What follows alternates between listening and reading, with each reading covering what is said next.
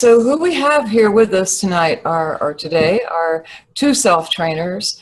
Alston Balcom, who's been self-training with great fortitude and persistence on, believe it or not, enforced symmetry, which not too many people dare to do enforced symmetry because, of course, the brain is doing this. So it holds it to yet a higher standard. It's harder to win the rewards. But Alston also, like David, who also trains in force symmetry, is very cognizant of Max Cade's statement that it's impossible to reach higher states of consciousness unless you have brain symmetry. I would not recommend enforced symmetry unless you are just so determined as these two here are, and I really congratulate you for doing that. I wonder if we could just start with David and ask you to say a little bit about yourself. We're going to say a lot more when you're sharing as a self-trainer. I'm David. I'm a psychotherapist. I also specialize in hypnosis work, and I teach meditation. I've been training now for, I think, almost 2 years. I was coming up to that self-training, and completed my practitioner course. What might you want to know? Did you say you're from Toronto and that you're also... I'm from England. I live in Toronto at the moment. I have a private practice in Toronto, and I work online with people too. Okay, and he's also a coach and a hypnotherapist with many CDs out that help people all over the world attain more coherent and states and insights. And a wonderful credit to our work. We're so thrilled that you're here today and here getting your practitioner certificate tomorrow, and look forward, may I say, to your contribution to this program tonight. Alston, will you just say a little bit about yourself? I live in Bridgeport, Connecticut. Right now I'm an insurance agent, have been for a long time. I came across the Mind Mirror a long time ago in a Tools for Exploration catalog. And I wound up buying the Awakened Mind book. Awakening the Mind, High Performance Mind, probably. High Performance Mind, and then I think I took the other one out from the library. I always wanted Mind Mirror. I got one, and I've been very happy with it. Gained a lot more control over my emotions. I feel like I'm getting some of my cognitive ability back. I'm sure that has not been documented, but I'm sure that I was mercury poisoned on my teeth, and I went through a lot of stuff physically that was pretty clear. But I had a tick here that would just fire for hours, and the muscle would get so fatigued it would hurt. I had night sweats for 3 months straight, except for the one night where I only slept 2 hours, didn't get to the point where I could hit the night sweats. And I also had some cognitive issues from the mercury. And so this was part of my healing. I got rid of the mercury as much as I could, but it felt like my analogy for this was that if you have a broken bone, you can heal the bone, but then you have to make the muscle stronger again. You have this, so I had hopefully taken out the bulk of the mercury from my brain and my body, but I still needed to do the work. I still needed to do the exercise, and this was part of what I did. And I feel like I've gone beyond where I was before I had the episode with the mercury, especially with the... Listen, when we come back, let's see if we can get you to speak a little bit better in the microphone when you're sharing your self-training stuff. Marv Jolly could not be here with us because he has had a friend fall ill and is taking care of his friend. But I do have some screenshots of Marv's from when he started training and where he is now. And so I'd like to just start by that and then ask Alston to talk about your practice, and then David, who is certifying as a practitioner. He will get his certificate tomorrow. He's here with me in Eastern Pennsylvania. And I've asked him to talk about not only his progress as a self-trainer, but also his wonderful patterns and some really interesting things that have happened with his patterns. So I'm just going to share screens with you right now. All right, so this is Marv's first screen capture, and what I did was I took his session, which was dated, I think I'm looking at the right one. Yes, a Sunday meditation in 2015. What he's got is different parts of his, that I've segmented different parts of the meditation. And you can see that he's got a really quiet beta, although not as quiet here on the right as on the left. Not entirely symmetrical, although more so here in the second segment. But nevertheless, he had a really nicely extended alpha and theta and a huge delta. He's got a lot of delta. From previous webinars, you may or may not know that Marv is a very accomplished musician. We had a webinar featuring him as a couple of his cuts that are YouTube videos, and we all meditated to his music, which was really a lot of fun. In the second segment, not as many Awakened Mind rewards because he has higher amplitude beta. Still fewer Awakened Mind rewards in segment 3, 21% because he had some left-hand beta here, and then back to 40% more amplitude on the right. And what that means is that he exceeded with this beta the compliance with the actual shape of the pattern. So this was back in 2015, and I'm going to stop this share and start another one so that I can show you where he is in 2016. Now he is, this is his 2016 session, literally 14 months later. And all Marv does, really, he uses the self-training program with the white outline for the awakened mind, and he allows his brain to learn how to reach that pattern better simply by listening to the musical cues. He's been quite intrepid, a self-trainer, because he found out from Steve Clark, and thus they together taught me how to drag other music than the ones that are stored, the 3 cuts that are stored as musical cues, how to drag them into the audio video feedback player. And so he uses his own music as a cue. I doubt that it was just the music. I think it was just the program. And you can see that he's got this beautiful awakened mind pattern here. He's still got a little bit of asymmetry, but the asymmetry is well within the mind mirror shape. And you can see that he's got 78% awakened mind and a whopping 92% awakened mind scores on training level 6. Now the meaning of these training levels, Peter, in case you're not so glommed on to the self-training program stuff, is that in training level 5, that's where most meditators, very accomplished meditators, are training. It's pretty rare to get a significant number of rewards in training level 4.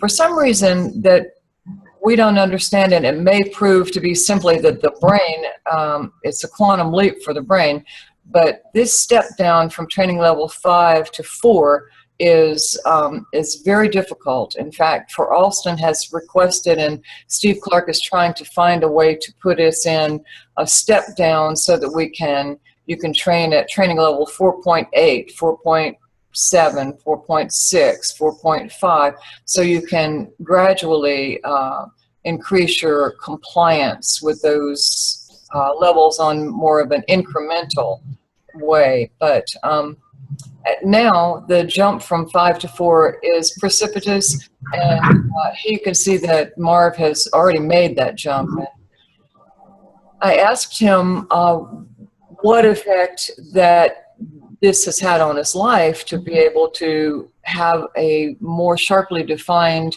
and stable awakened mind pattern. And actually, I don't seem to have the screen share here, but I remember breaking down a session for him, and it was that his alpha was unstable. in terms of it would flare in and out throughout his meditation. And the big change for the 78% is that his alpha brainwaves are very stable now. And how that's played out for him, he says, is that he's a better composer. He's also been doing some lucid dreaming studies with a leader in that field, and he's having a lot of lucid dreams. And he just said that basically the quality of his entire life has improved. Oh, well, here it is. I wrote down here, cause, stable alpha, left and right, more left and right hemispheric symmetry. And then I also wrote as a notes to note this training level 4 and even 3 scores. For beta reduction, he's got a 15% score in training level 3, and then 2% score in the alpha theta alone, and even the delta generation, 2%. So this is really massive improvement, and he did it, as far as I know, unless he comes on in a future webinar and tells us differently. When I talked to him, it was strictly done through the self-training program, through the audio cues. Now, he may have taken some other practices that I don't know about here, so that might be the self-correction.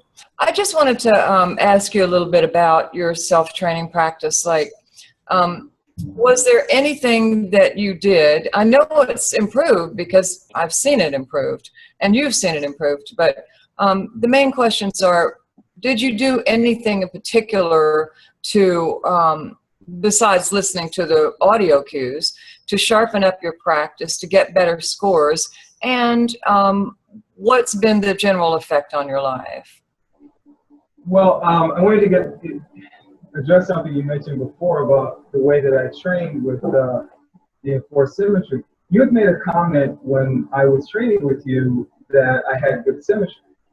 And I just said, well, I don't want to lose that. I don't want to exchange good symmetry for some other benefits. So I didn't know any better. So I just checked that box, and I, checked the box ever since. So yeah, and that was the reason. I wasn't trying to be intrepid or anything else. You made that comment, and I felt like I didn't want to train one thing out and have something else trained out. And basically, I just listen to the tones, listen for the rewards. I generally do about half of the session eyes closed and half eyes open, because I'm trying to bring these brainwave patterns into the rest of my life. Not just the sports that I do, but computer programming, business work that I do. So I do half with eyes open, half with eyes closed. I don't think I do anything special. Sometimes, I guess my biggest concern is that I don't feel the subjective landmarks, the subjective landmarks that I have with other types of meditation. So I don't know when I'm in a better state or not. Whereas when I've done other types of meditation, including when I would sit across from you, I would lose awareness of where my body was in space, or at least precisely where my body was in space. And other things that have happened with other types of meditation just don't happen when I self-train. Yeah, that's something. I don't know if we should address that today or some other time. I'd like to be able to use other forms of meditation and know that I'm getting somewhere. But I don't do anything special. Other than I slow my breathing down, and I've tried all types of different things, and nothing really seems to be consistent with getting the words, other than getting the words out of my head. When I start thinking in words, I get less rewards. you get fewer rewards when you start thinking in words. Right. Yeah, because more beta. Have you tried like to look for body cues, like maybe a stirring in the heart or the top of the head, or some people just feel an energetic buzz somewhere. Some people just feel a sense of vastness and spaciousness when they're in the pattern. Certainly when you come out, you can be more creative, and certainly when you're in the pattern, the creativity can flow and give you good ideas. But if you're looking for purely a landmark, I wonder if you could just search, for a physical landmark as well as a conceptual one. No, I haven't noticed anything like that. When I train with eyes open, I notice if I, by broadening my focus, I get more rewards. Mm-hmm. With, just focusing on my peripheral vision. And with my eyes closed, I think I get more rewards when I focus, like upper left, like around here. Around here, my focus is there. For some reason, I seem to get a little more rewards. But basically, I just sit there and allow my subconscious mind to respond to the rewards, and so far it's been able to figure it out. Everything that's on paper is permanent. And so I have some notes here from the House of Doors session that I did with you. Would I have your permission to remind you of what that was? Yeah, go right ahead.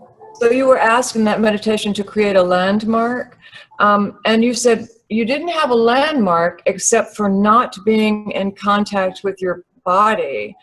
But then when you thought about it, you felt a feeling in your forehead behind the eyes.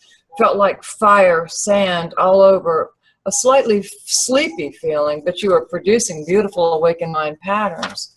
So if you can vaguely remember that, that might be a good landmark for you. But that said, actually, the truth is that a landmark is important when we're doing a group training for someone who may not have a mind mirror.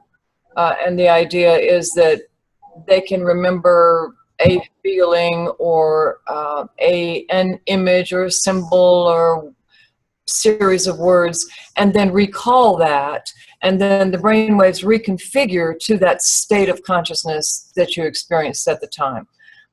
If you have a mind mirror, you don't actually need to find a landmark, because you can go and watch television and your brain's just training because it's neurofeedback. So your brain is taking over the learning so that you don't need to try to do anything. And in fact, as you mentioned, if you try, then you're going to generate some beta.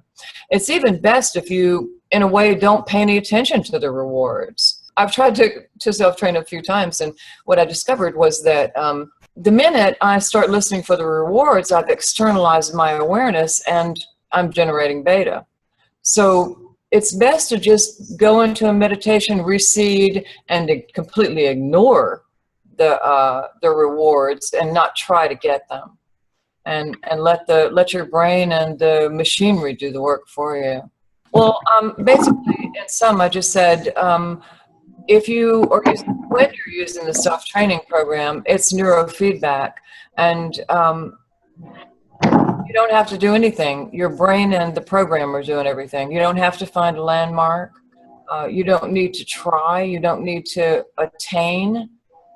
Just to let it be, let the rewards be in the background, and you just meditate, and your brain will do all the work. How do I use the mind mirror to enhance my ability to meditate without the mind mirror? Oh, it's teaching you. It's teaching you automatically. Okay. Yeah. So the idea is that in neurofeedback as well, and well, in any kind of learning, is that you are conditioning whatever you're doing, your brain is saying, oh, I can learn to do this. I'm going to learn to do this. I'm doing this. Oh, I can do this anytime. I'm going to do this all the time. And while it is going through that trajectory of learning, what's happening is that you're rewiring new neural circuitry in your brain. That's the neuroplasticity effect. So that literally you don't have to do anything. Your brain is doing it all. And so that next time, and you know, you remember when you were here training with me, how you were getting better and better patterns, and your brainwave shapes and everything was improving? That's why. It was rewiring, so that every time you went to a new session, there was a cumulative effect from the session that came before. And so you're literally building and moving in a specific direction with the self-training program. You don't have to have a mind mirror to be conditioning your brain, but it kind of helps, because then the brain has an external mechanism to attune itself and configure itself to adjust, basically. An adjustment. What was that movie, The Adjuster or something? The Adjustment. This is the adjustment. You don't even have to try. How sweet is that? So may we hear from you now, David? Because you, in fact, have been doing an enormous amount of self-training. I'm totally impressed. David, he puts his eye on something and it's done. I mean, he's a real go-getter in every possible way. And he was telling me this weekend that when he got to 250 self-training sessions, he had to contact Steve Clark because it wouldn't record anymore. And Steve Clark realized he never dreamed that anybody would get over 100 sessions. So he had to change the software for David so David could continue to self-train. Do you know what the numbers are at this point, David? I think it's 999 now. We've had so much fun. He's very funny, and we've had an absolute blast throughout it. Yeah, so then maybe we can just start with the coolest thing, I think, and it's something that we did this afternoon, or was it this morning? And David did an Eyes Opened Awakened Mind training. Evolved Mind. I mean, Evolved Mind training. And he had contacted me a long ways back and said, can you train the Evolved Mind with Eyes Open? And I said, no, not really, because you're not going to get enough alpha. And through subsequent conversations, it became clear to me that his experiential state was that of the evolved mind. And in a moment, I'll ask him to tell you about a spontaneous illumination that he had some time ago. But what we discovered today is that whether it was the spontaneous illumination or whether it was this training or a combination thereof, that he's actually not only able to train the evolved mind with eyes open, which is not supposed to happen because the evolved mind is an eyes closed bliss state where you surrender to the field, to the universal awareness, and your individuality collapses in doing so, so that it's just you're one with this field, unified with this field.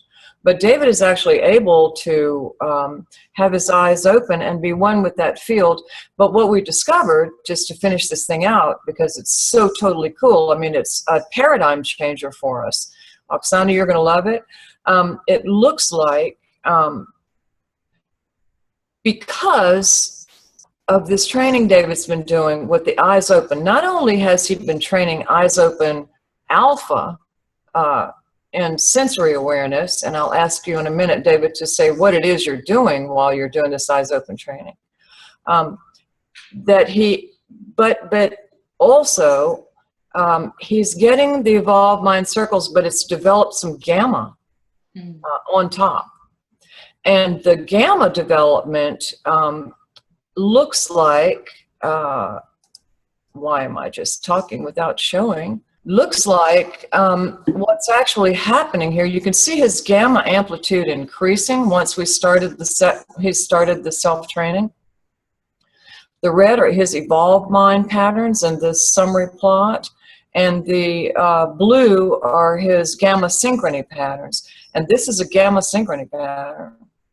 Look at the curve. It's quite astounding. He's got this curve at the bottom for the evolved mind. And other than these few bars here, this would be an open-eyed evolved mind pattern.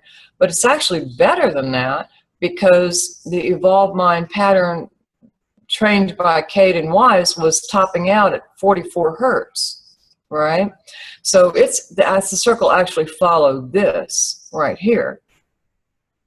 But because now we have these two extra bands of gamma, you can see that his movement to develop the evolved mind has amplified his gamma, and he is instead producing this gamma synchrony pattern. So he's actually trained his gamma to come out through his evolved mind pattern, which answers a really big question. I mean, I know I'm keen to let you talk, David, but I have to finish this wonderful sentence. What it basically is saying is that you can train gamma through, you can train the superconscious mind and gamma synchrony, which is what this is, through open-eyed evolved mind training. Because it's building on top of the beta. Previously, our way down to develop, it's always been down. You create the alpha bridge, you go down into your theta, you become aware of what needs cleaned out in theta, you expand your theta, you're moving toward the evolved mind pattern the whole while.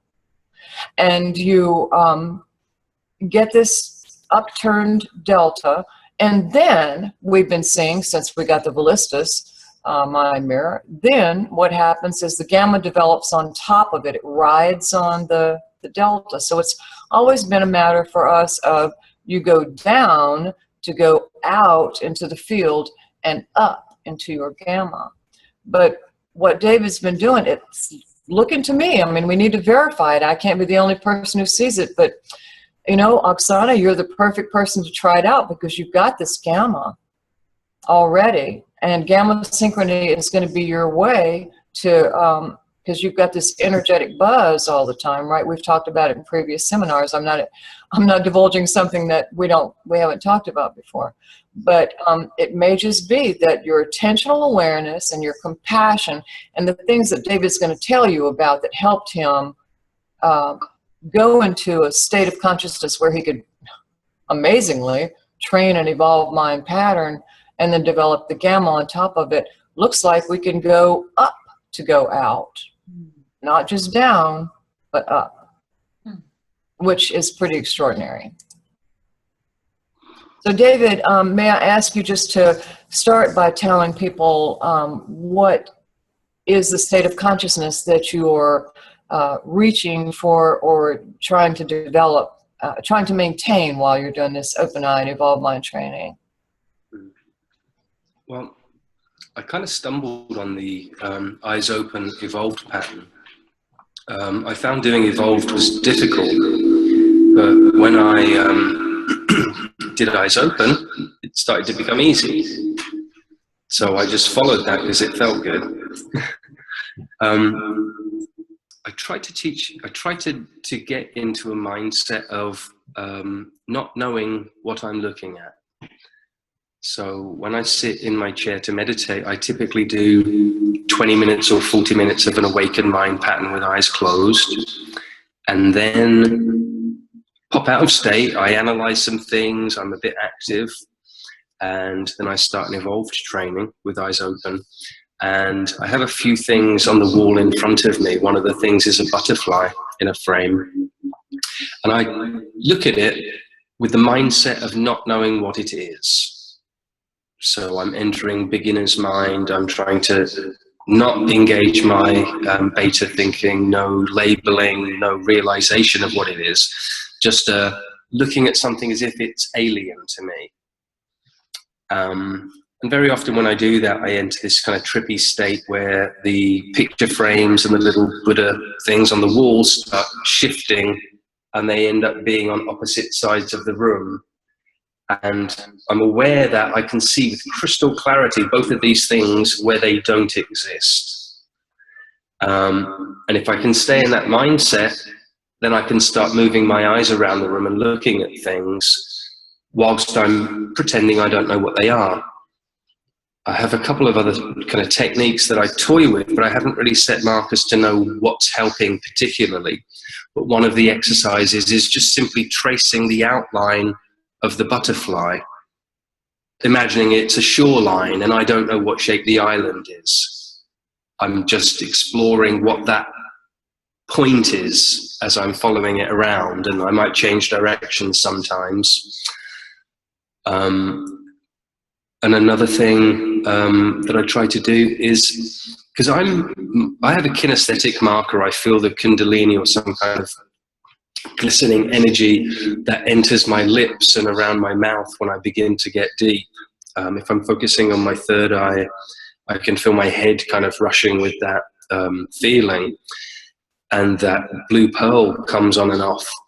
And it has occurred to me during some of these trainings that if I look at in the distance where I normally see the blue pearl, that puts my mind or my eyes out of focus, and that really encourages that experience to happen. Sometimes the blue pearl will actually appear while I'm doing that, and sometimes not. Sometimes I'll actually focus inside my mind at that. So I experiment with a few different things. And I think what happens is, as I'm using a novel approach, changing my focal point and whatever I'm focusing on, I think it makes it easier to not know. I'm not in a rut of just thinking and looking at one thing. I try a couple of different things, and I'm in this mindset of just exploring mindset. So I'll give myself novel training techniques to explore when the old ones get a bit stale or they start to feel like they're too concrete.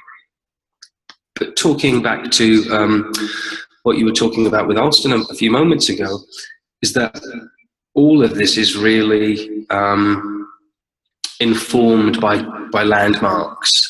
That the time I spent in temple learning to meditate was very much a conditioning, a word, a silent recitation, with a focus on a focal point. So it was almost my third eye and this word just going around in my mind so that it didn't let other things enter. So I typically begin my meditations with reminding myself of that word, keeping very focused on this attention point, and then I can feel the energy starting to excite my head. And it's in that state that then I send my attention out to something else. I don't start there. I bring it in with me as it's moving, and then I kind of put it out there. Typically the music starts playing at that point.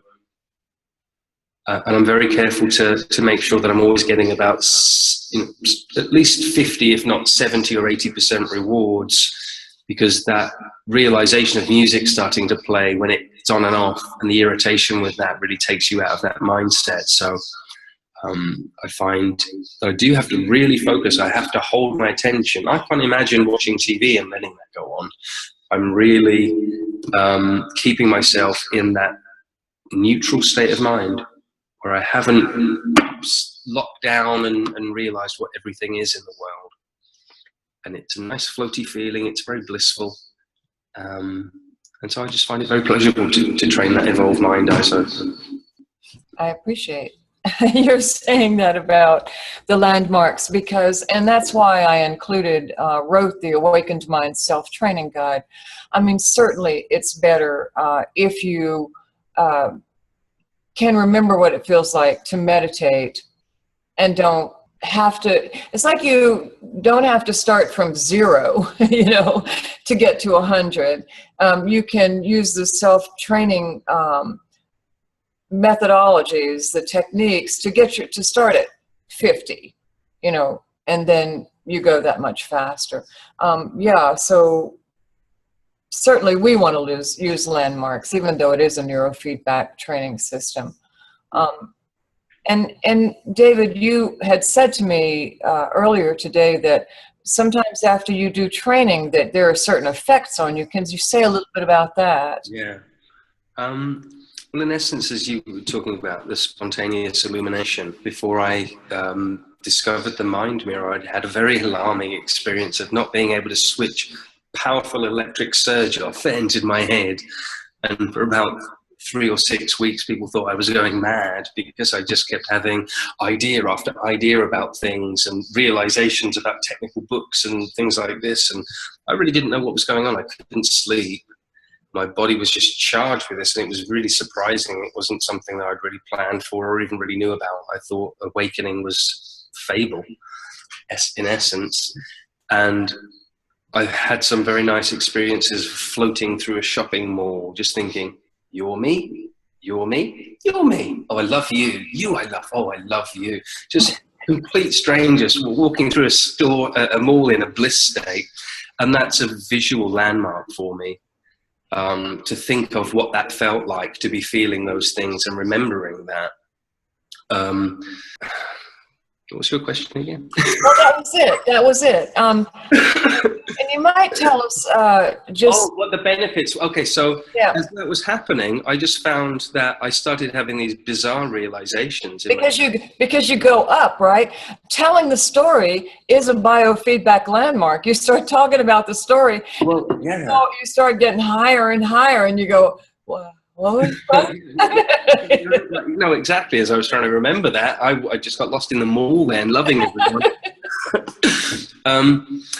But I found that, I mean, being in a bliss state and everything is wonderful, and if that accentuates life and makes things more vivid, that's beautiful. But what I found very practically was it just made me a 250% better therapist.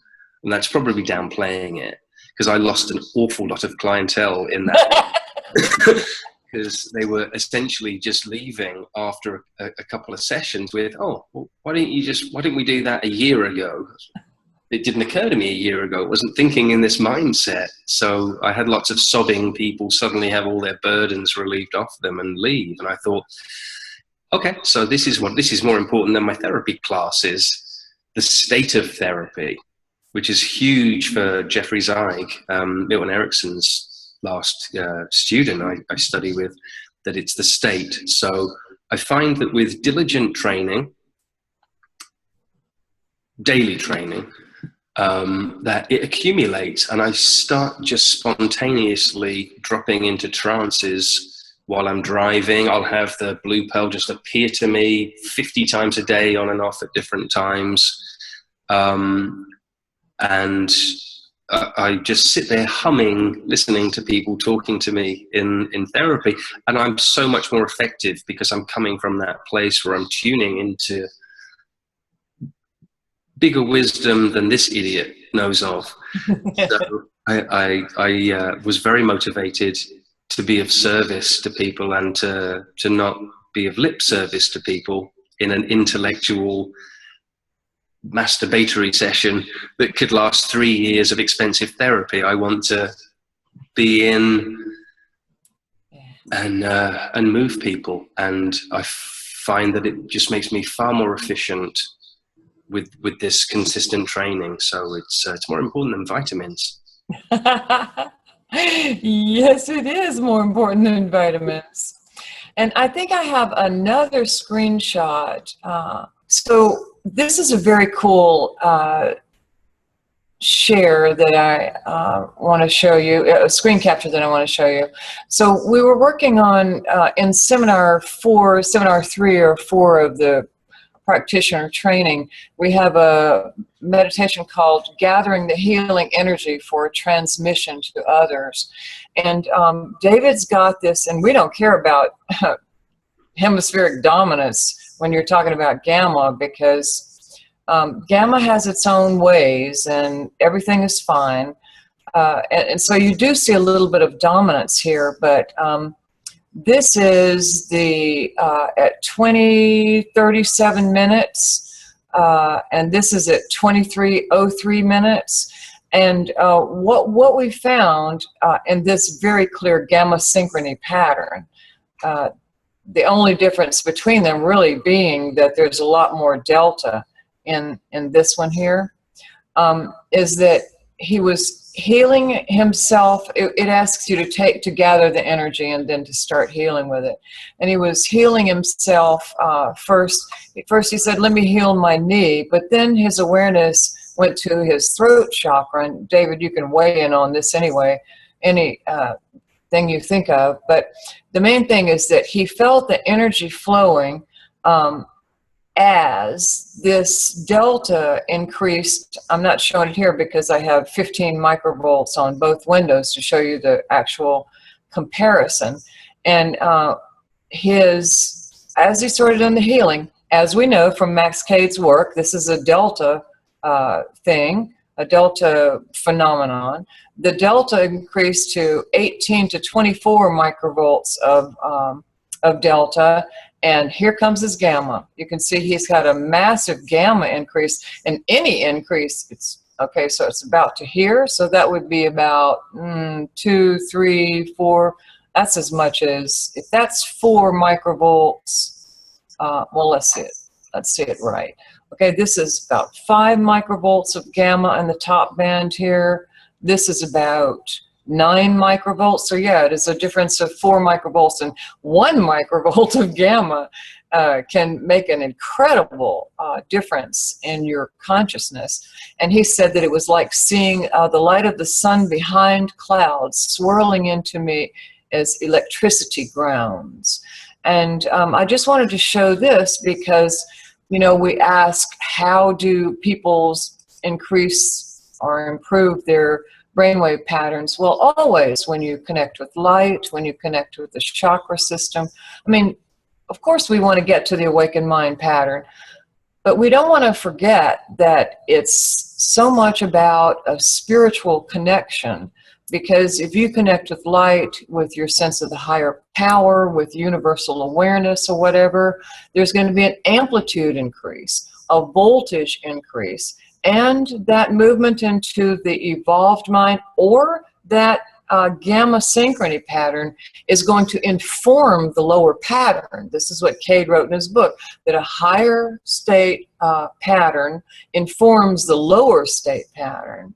And so certainly David got zapped with a higher state pattern when he had his spontaneous illumination, and it certainly has informed his awakened mind pattern, which is extremely stable. But when he's training that evolved mind and spreading himself out and becoming unified with all of creation in the sense of the unmanifest, the formless, the non-analytical perception of that butterfly, being the nothingness, which is going to, all of that's going to increase his sensory perception, is going to increase his alpha. His sense of connection with his spirit is going to increase his theta. His sense of connection with the field is going to increase his delta. And whether he's going down to his delta and out and up to his gamma, or whether it's the attentional awareness of beta and the compassion in beta that's going to form that gamma, we want to remember that the awakened mind is wonderful, but it's not the be-all and end-all. And if you move into a more spiritual awareness, it will definitely stabilize the awakened mind pattern, no question about it. And I think, you know, David's a perfect example of how that works.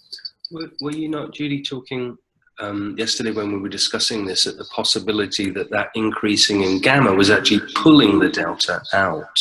Could be. That rather than the delta causing it, that it was causing the delta, because there was that massive rise in that when the gamma increased. Yeah, and you know, can we come to you, Oksana, and say, I think that what we're really looking at theoretically is a biofeedback loop.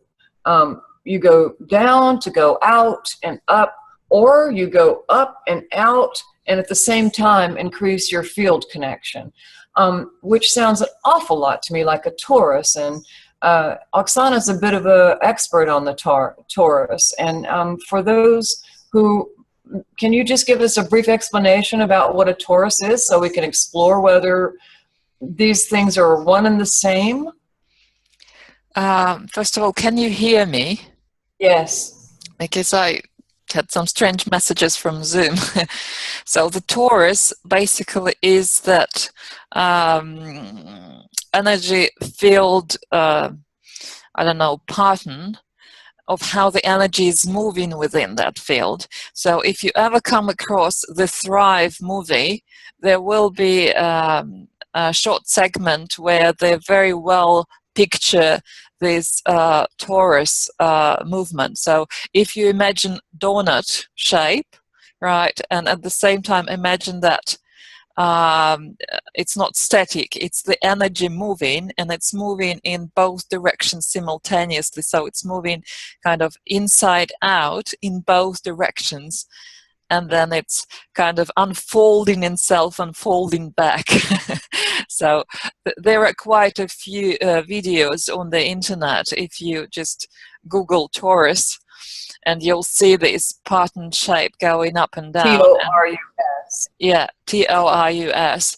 And that's what I come across when we were doing our training with Judith, because I realized it's really, you can't really say it's just going upwards or downwards. I'm sorry, it just goes in both directions at the same time, if I can explain it like that. So it could trigger easily both, you know, gamma and delta, because that's what we always observe, you know, they come together. So it seems like it's not flat, the pattern that we see on the screen, right? It doesn't start here and end there if you look at it, you know, in linear fashion, in flat fashion. So it opens up and it's united. So the gamma on top will be united with delta in the bottom.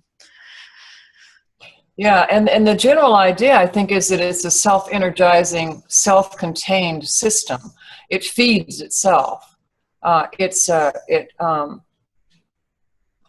even know how to say it, but I'll tell you who does. Besides the Thrive movie, PMH Atwater in several of her books talks about the torus.